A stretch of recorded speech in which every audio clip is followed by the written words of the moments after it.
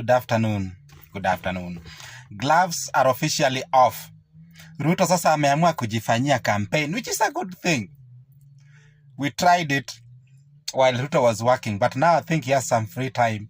Anaweza pambana na hawa watu venye anataka. Personally, mimi sijawahi ona kitu yoyote substantive kwa hawa watu wa opposition. The only person mwenye naweza point out ako na akili timamu kidogo labda ni Kalonzo na Matiang'i, but the rest ni vichwa tupu, hata wajui kenye wanasema. Hakuna venye unaweza sema ati Ruto must go ni agenda ya kusaidia mwananchi. Mama ako pahali ya mtoto wake hajalipiwa school fees, unamwambia Ruto must go. Mwingine anaenda kulala njaa, unamwambia mimi ndio Sifuna.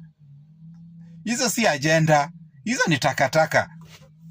Anyway, napenda venye Ruto ameanza kwa handle hawa watu one by one. Aendelee hivyo hivyo, akanyage shingo bado wanapumua, kwa sababu hawa watu hawana agenda. Kazi yao tu ni kupanda chuki kwa wananchi. Hiyo ndio kitu ya maana, kitu muhimu peke yake wanajua kufanya. Kwa sababu as a country we don't want to experiment again. Let me be clear.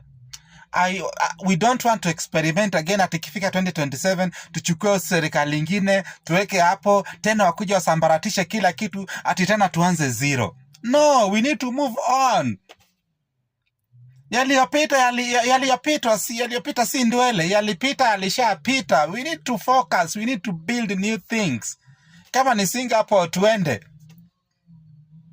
Yeah.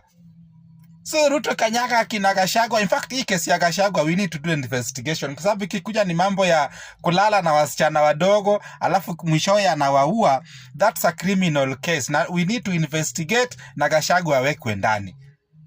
Because those are very serious allegations. Kama Gachagua aliweka mtu mimba na mwishowe akamuua, we need to investigate that case. Those are very, very serious allegations. But the rest, hizo najua ni ukweli. Kama kunyang'anya bibi ya ndugu yake mali, hiyo ni ukweli.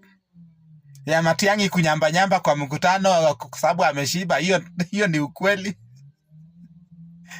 Ya Kalonzo hizo tunajua ni ukweli. But hii ya Gachagua hii, we need to investigate. Tukipata ni ukweli, ataenda committee direct.